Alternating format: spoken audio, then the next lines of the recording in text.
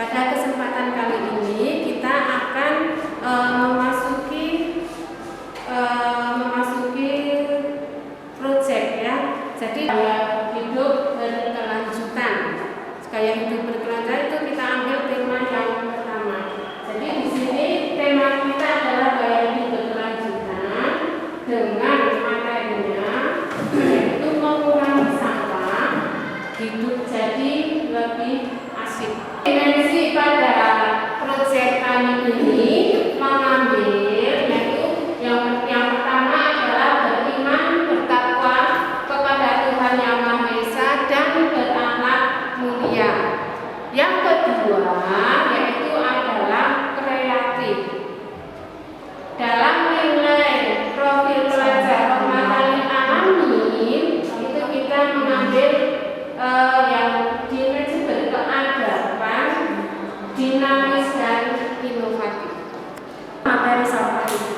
Sampah biasanya itu berasal dari dua sumber, yaitu sampah organik dan sampah anorganik.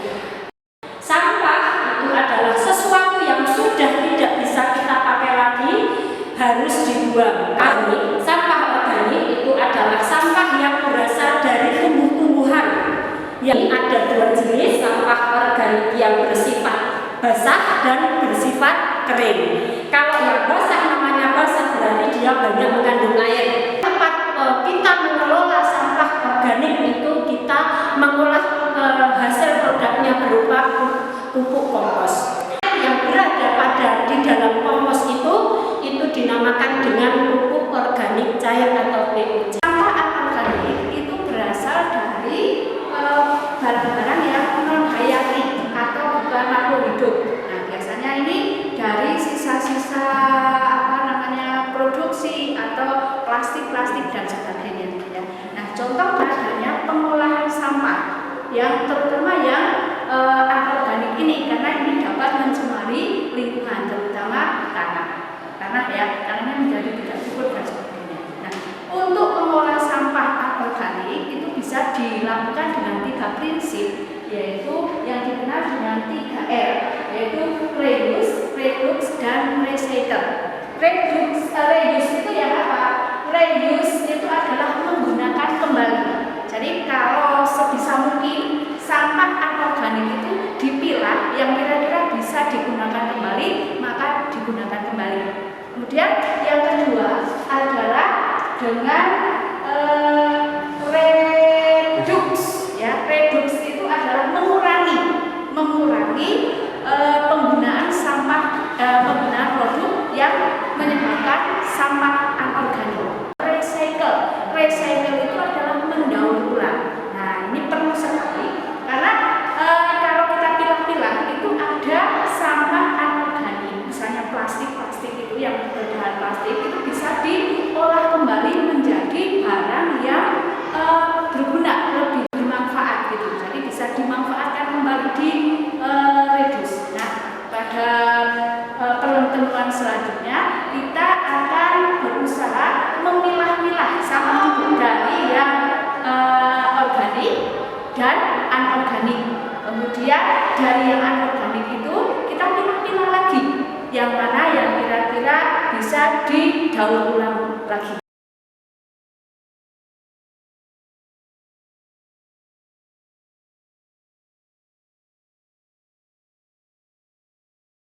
Ya, tadi kan Dian sudah menjelaskan mengenai pemanfaatan dan pengolahan sampah. Demikian yang dapat saya jelaskan. Mungkin nanti ada pertanyaan, bisa ke sesinya lebih. Silakan yang mau bertanya maju ke depan. Perkenalan, saya Atabik dari kelas 10A. Saya mau bertanya tentang pemanfaatan dan pengolahan sampah. Nah, di tempat saya itu banyak sampah. Jadi saya ingin sampah itu tidak ada, tapi saya kan mendapat keuntungan dari sampah itu. Ya, yang pertama adalah anorganik, yang kedua adalah organik, dan yang ketiga itu residu. Residu itu yang harus dibuang karena kita tidak bisa memanfaatkan.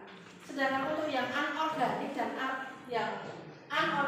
organik itu masih bisa dimanfaatkan. Apa lagi? botol, kardus, itu termasuk sampah-sampah anorganik. Ya, jadi bisa diolah. Diolahnya menjadi apa? Menjadi kerajinan besar. Yang kedua, bisa dimanfaatkan dengan cara dipilah. Mana yang kardus, mana yang plastik, mana yang kertas, mana yang duplek. Dipilah-pilah, nanti bisa diuangkan, bisa dijual. Sampah itu adalah membawa berkah. Itu ya. Itu jawaban yang pertama. Nah, itu tadi terkait sampah membawa berkah. Ya, kalau di dalam agama Islam kan an-nadhofatu minal iman. Silakan pertanyaan yang selanjutnya, kalau ada yang mau ditanyakan lagi maju ke depan. Assalamualaikum warahmatullahi wabarakatuh. Assalamualaikum. Mohon izin bertanya, saya mau bertanya tentang pemanfaatan dan pengolahan sampah. Kan ibu saya itu setiap hari memasak sayuran, seperti contoh itu kangkung. Kangkung dimasak hanya daunnya, apakah bobotnya bisa dimanfaatkan? Oh iya, ya itu namanya sampah organik ya. Jadi kalau sampah organik itu bisa dimanfaatkan. Seperti sayuran kan tidak semua itu bisa dimasak loh. Masuk kangkung itu mau masak akarnya? Enggak. Jadi akar sama batangnya itu kan tidak dimasak, maka bisa dimanfaatkan menjadi apa? Menjadi pupuk. Keluar airnya. Nah, air itu yang kita manfaatkan untuk tanaman. Jadi bisa dimanfaatkan untuk tanaman, itu dimasukkan ke dalam. Jadi yang dimasukkan jangan campur ya. Misalnya dari daun-daunan kok ada lagi yang plastik dimasukkan. Jadi plastik jangan dimasukkan ke situ. Jadi yang khusus untuk yang sampah-sampah organik yang dimasukkan ke dalam situ. Nanti kan lama-lama akan keluar cairan. Nah, cairan itu yang akan kita manfaatkan untuk tanaman lagi, untuk nyemprot kembang, untuk nyemprot tanaman, untuk nyemprot lombok dan lain sebagainya. Rumah tangga, silakan kalau ada yang mau ditanyakan lagi terkait dengan pengolahan dan pemanfaatan sampah, silakan maju ke depan. Kulit buah itu bisa sangat-sangat bisa dimanfaatkan untuk pembuatan ekoenzim. Ekoenzim itu di Malaysia dengan botol segini itu harganya Rp140.000. Ya, jadi yang dimanfaatkan apanya? Kulit buahnya, bukan buahnya tapi kulitnya. Nah, ada lagi yang mau ditanyakan? Silakan ke depan. Dari kelas 10A ini menanyakan terkait dengan pemanfaatan dan pengolahan sampah. Apa saja contoh barang yang bisa dibuat dari sampah dan dapat menambah penghasilan? Terima kasih. Untuk sampah itu sebenarnya kalau kita pintar-pintar mengolahnya itu akan menghasilkan cuan ya, istilahnya cuan yang sangat menggiurkan. Contoh kemarin bank sampah yang mendapatkan job yaitu membuat resapan dari botol aqua. Jadi botol aqua itu dikumpulkan, dibuat resapan untuk septic tank. Jadi dibuat berapa baris itu? Kira-kira 12 baris kali 5. DLH mempunyai proyeknya adalah sanitarian, ya.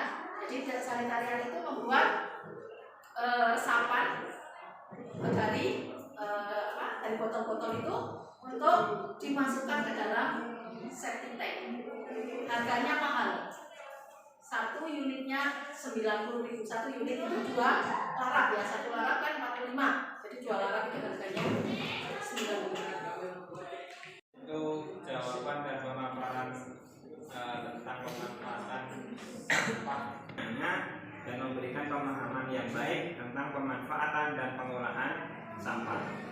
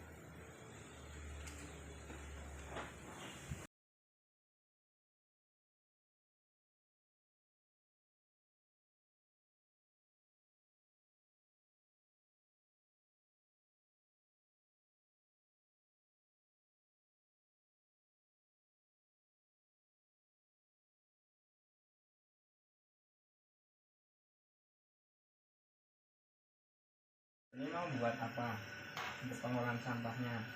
Saya dan teman-teman ingin membuat ekoprint Ekoprint. Apa saja yang dibutuhkan alat-alatnya? yang dibuat dalam membuat ekoprint adalah air cuka, bunga, dan daun. Oh, terus caranya bagaimana? Buatnya daun, bunga, cuka, dan air masukkan menjadi satu, lalu diaduk dalam satu wadah. Media yang ingin kita pakai dalamnya dikasih plastik agar menghindari warna yang double. Setelah itu ambil bunga dan daun sesuai yang ditata sesuai selera.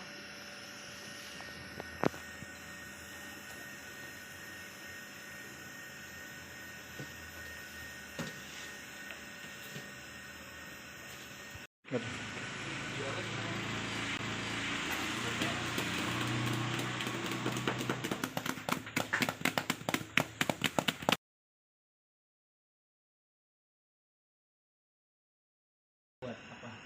Mau buat ekoenzim. Bahan-bahannya apa saja? Bahannya yang pertama adalah gula aren 1 on, Ya. limbah kulit 3 on, dan air 1 liter. Cara membuatannya sekarang Cara membuatnya itu Pak, siapkan air, lalu limbah kulitnya dimasukkan. Gula arennya disisir dan dimasukkan.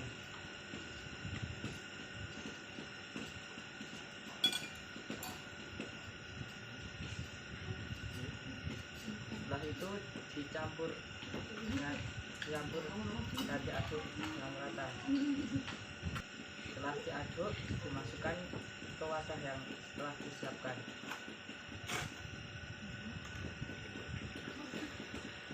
Itu didiamkan sekitar kurang lebih 5 bulan.